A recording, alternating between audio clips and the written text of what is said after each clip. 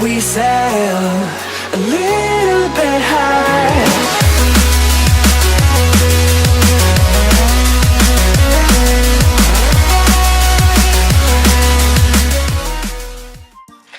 Hola, bienvenidos a una clase más de la Escuela de Formación Bíblica, en el ciclo número 2, nivel número 5, y está la lección número 6 del Sermón del Monte alrededor de la conducta del discípulo ante el problema del enojo. Esto que tiene relación a Mateo 5, 21 al 26, y cuya enseñanza central es el discípulo de vivir en paz con su prójimo. Qué importante, ¿verdad? Los objetivos al finalizar esta lección es que el alumno tendrá la capacidad de escribir sus propias palabras esta enseñanza, evaluar su vida de relación con los demás a la luz de este texto, describir la ética cristiana respecto a la solución de los conflictos, redactar 2 principios derivados de este tema, sugerir 2 aplicaciones y asumir el compromiso de obedecer la palabra en estos textos. Le damos la bienvenida y bueno, continuamos. Bueno, ¿y qué dice Mateo 5, 21 al 26? Dice: ustedes han oído que se dijo a sus antepasados, no mates, y todo el que mate quedará sujeto al juicio del tribunal. Pero yo les digo que todo el que se enoje con su hermano quedará sujeto al juicio del tribunal, y allí continúa hasta el verso 26. Con este texto, Mateo 5, 21 al 26, comienza una serie de 6 exposiciones mediante las cuales Jesús ilustra y aplica qué significa la obediencia a la palabra de Dios. En esta se presenta un contraste entre la práctica de la justicia de los fariseos y los maestros de la ley y lo que debe ser la justicia de los discípulos de Jesús. En otras palabras, con estas 6 ilustraciones se muestra la interpretación equivocada de las escrituras que enseñaban los fariseos y los maestros de la ley.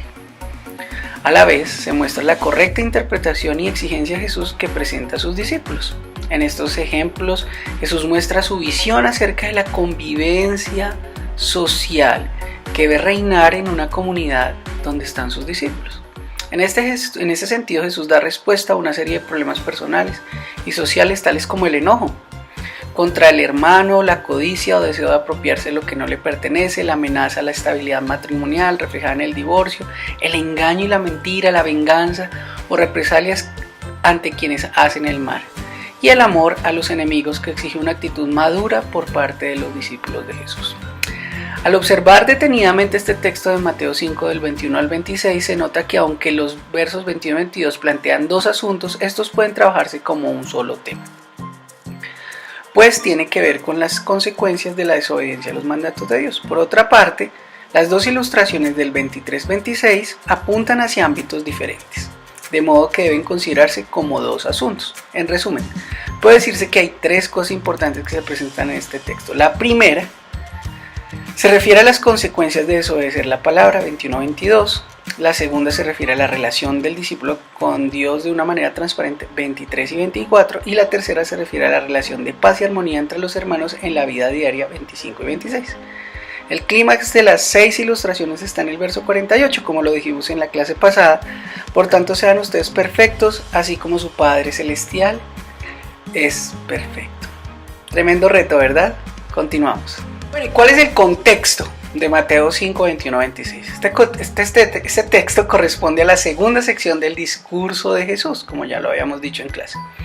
La primera va del verso 3 al 16, y trata básicamente la naturaleza y la misión del discípulo. Y este nuevo segmento que estamos estudiando, que es el capítulo 5, del 17 al 48, trata acerca de la justicia del discípulo en su relación con el prójimo, conducida por la correcta interpretación y aplicación de la palabra de Dios en su vida.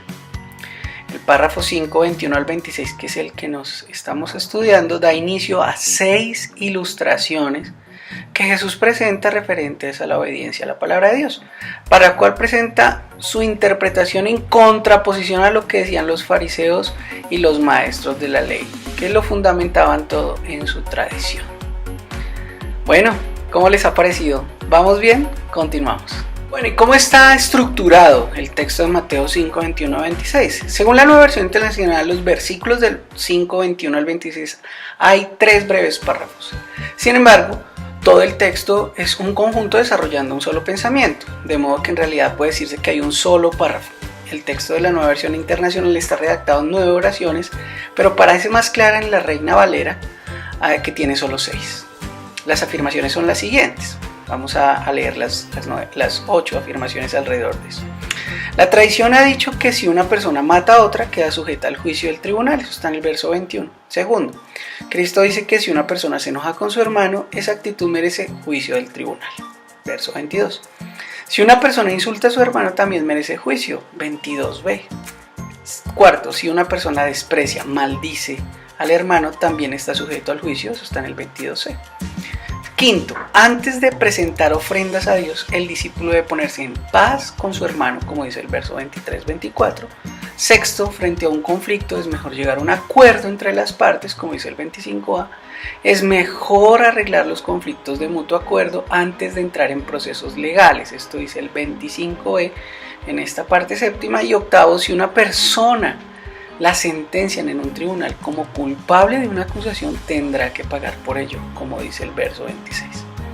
La afirmación principal del párrafo está en la parte 22, en la cual se resume la esencia del texto. Aquí la respuesta de Jesús a la tradición y además sobre el contenido de este versículo descansa el resto del párrafo. El verso 22 tiene 3 cláusulas y dice que el que se enoje contra su hermano o lo insulte o lo maldiga quedará sujeto al juicio del consejo. A manera de resumen, entonces, se puede redactar la afirmación principal en estas palabras. La mala intención contra el hermano merece el juicio de Dios. El contenido del párrafo se resume en 2 asuntos. La mala intención contra el hermano merece el juicio de Dios. La primera, 2 propuestas a un mismo problema. Está en el verso 21-22. Un 1.1 sería la tradición ha dicho, si una persona mata a otro, queda sujeta al juicio.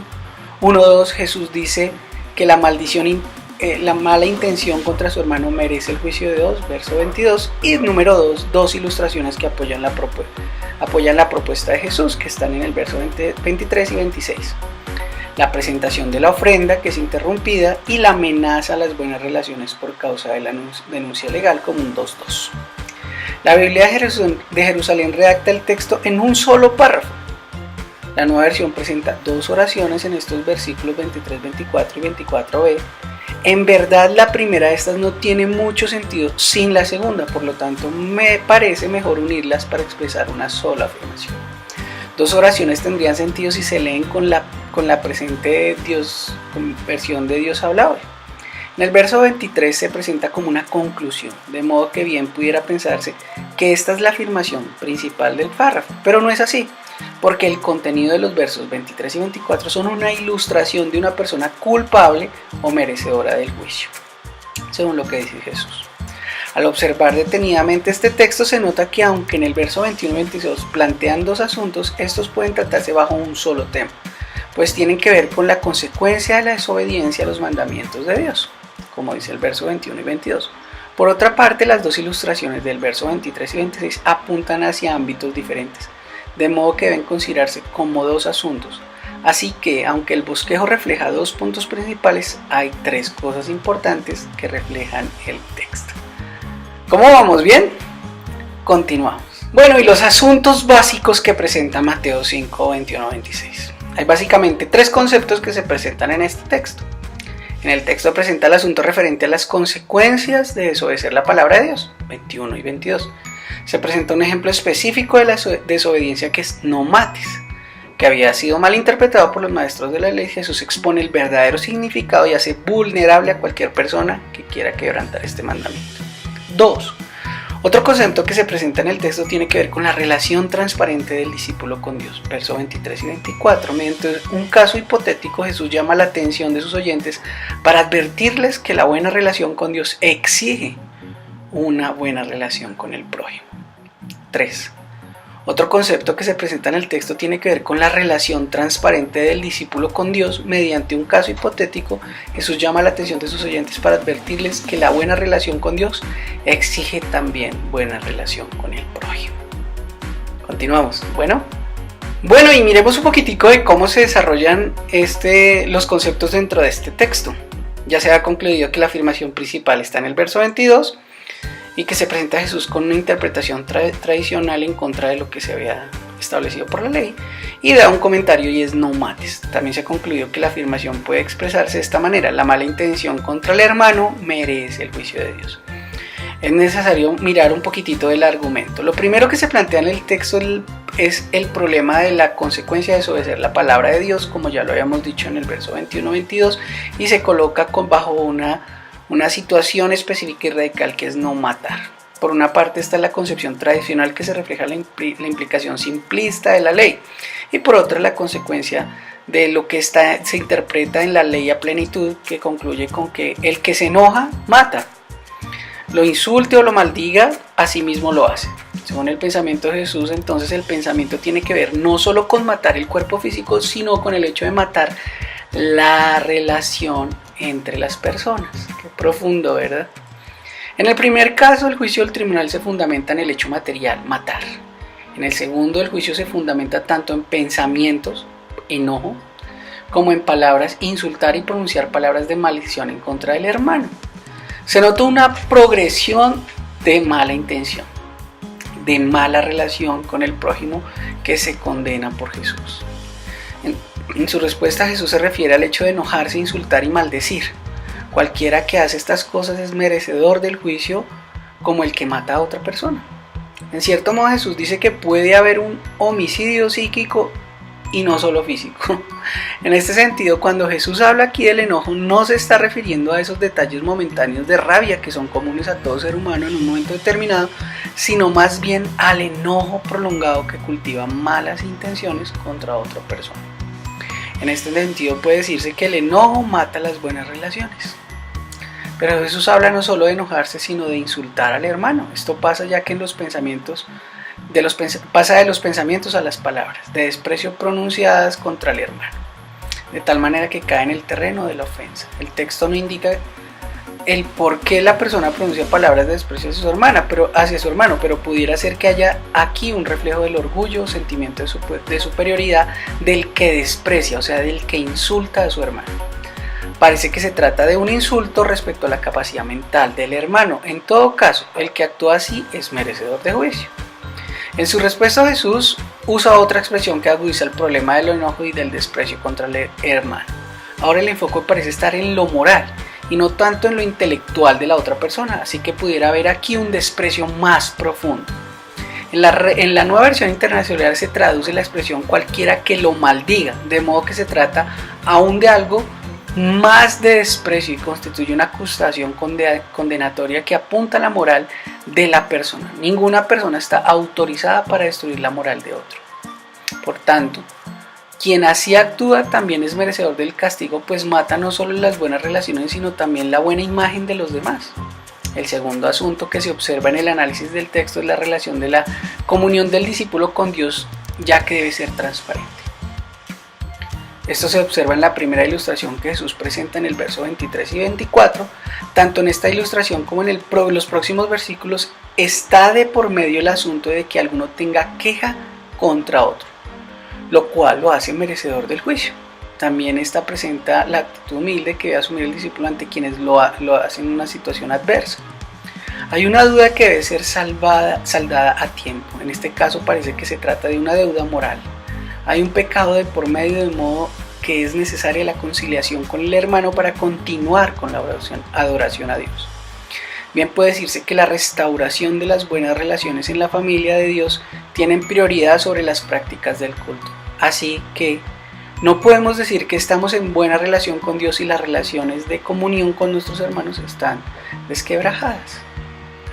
La ilustración dada por Jesús es elocuente. Se trata de una persona que se presenta al templo para entregar una ofrenda al Señor y allí toma conciencia de que un hermano tiene algo contra él. Verso 23-24. La presentación de la ofrenda debe interrumpirse hasta tanto se resuelva el problema y se restaure la comunión con el hermano. El insulto en este caso se refiere a las palabras de desprecio hacia otra persona.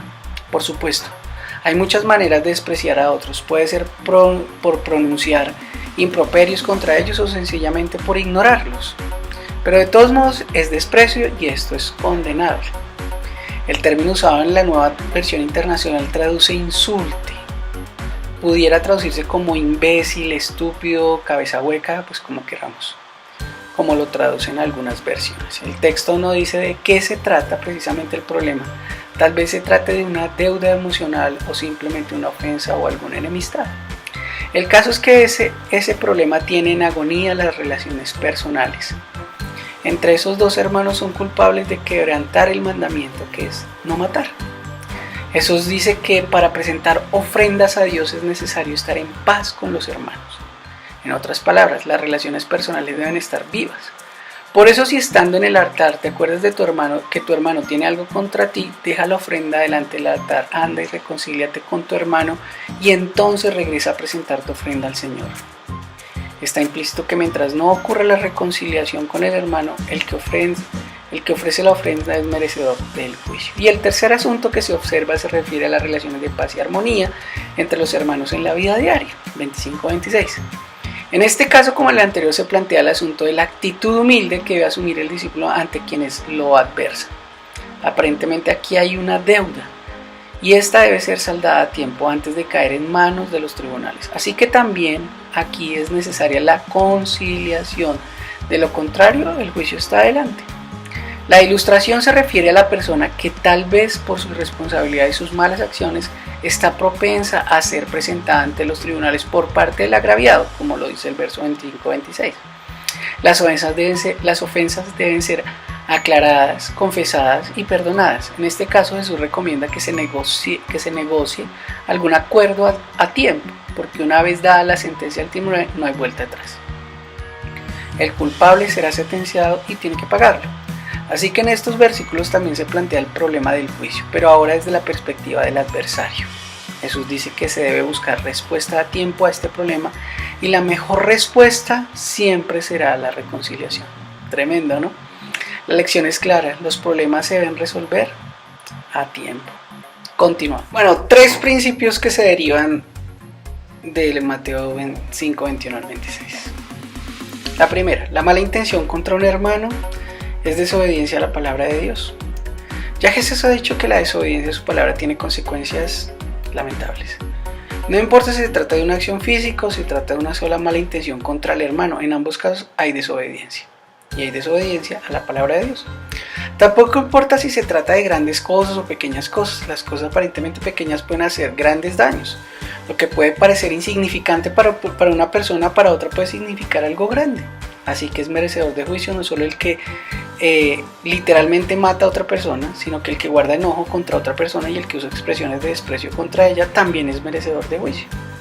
Tal vez no hay duda, no hay ninguna persona en el mundo que pueda decir con verdad que no es culpable del enojo. El enojo es una emoción natural del ser humano, pero el enojo prolongado puede hacer muchos daños. Por tanto, el enojo no debe controlar a las personas ni sus acciones. Más bien las personas deben controlar sus emociones, incluyendo en ellas el enojo. Es claro que si una persona no controla su enojo, entonces el enojo le controlará a ella. Número 2. La vida cristiana exige una buena relación no solo con Dios, sino también con nuestros hermanos. El cristianismo se expresa en las relaciones de hermandad y no meramente en la soledad de una persona con Dios. El seguimiento a Jesús obliga a la transparencia de nuestras vidas, claro que sí, no solo ante Él, sino también ante nuestros hermanos. Con cierta facilidad las relaciones de hermandad pueden romperse. Cuando esto ocurre por cualquier causa que sea, se debe trabajar con prontitud para hacer la corrección que el caso requiera. Jesús exhorta a sus discípulos para que busquen la reconciliación.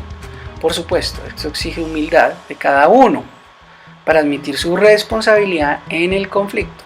En realidad, las buenas relaciones entre los hermanos tienen prioridad sobre los actos litúrgicos. Dicho de otro modo, no podemos decir que estamos en buena relación con Dios si la relación con nuestros hermanos está desquebrajada. Y no podemos pretender adorar a Dios mientras tenemos desprecio por nuestros hermanos. El judío tenía la obligación de presentar ante Dios una ofrenda de paz por sus pecados. Pero, ¿cómo puede presentar ofrenda de paz a Dios si no está en paz con su hermano? En este caso parece que se trata de una deuda económica. Número 3. Las malas relaciones entre los hermanos deben ser corregidas con prontitud. No es del todo claro si la ilustración de Jesús referente al que quiere llevar a otro a juicio se trata de un hermano o si es sencillamente una persona no cristiana que se ha enemistado con el creyente. Pero el asunto en cuestión es que los conflictos se deben resolver tan pronto como sean detectados, mediante el diálogo y la comprensión entre las partes, por supuesto. Si el conflicto es con un hermano, debería haber suficientes elementos favorables para resolverlo. Pero en ambos casos hay necesidad de tomar una actitud de humildad y valentía por parte del discípulo. En verdad, el enojo mata las buenas relaciones entre las personas. El enojo no debe acompañarnos al dormitorio. Continuamos. Bueno, para terminar quisiera comentar algo aquí. Los problemas entre los cristianos deben ser resueltos entre ellos mismos. Es mejor negociar antes que pelear en los tribunales, seguramente. Y aún así, si se trata de un problema con una persona no cristiana, también es importante buscar una solución amistosa. Siempre eso va a traer unos mejores resultados. Reflexione, pues, sobre la manera como usted resuelve las cosas. ¿Hay algún conflicto con uno de sus hermanos que todavía no ha arreglado? ¿Cuáles pasos puede dar usted esta misma semana para comenzar y restablecer las relaciones con su hermano? Tal vez tiene conflictos con una persona no cristiana. Si es así, con esta razón es importante buscar una solución amistosa. Repárese sus relaciones con los no cristianos. ¿Hay ruptura de relación con alguno? ¿Qué puede hacer usted esta misma semana para mejorar esta situación? Es para mí un privilegio poder compartir estos principios universales del Señor Jesús. Ha sido un privilegio esta clase. Dios les bendiga y hasta pronto.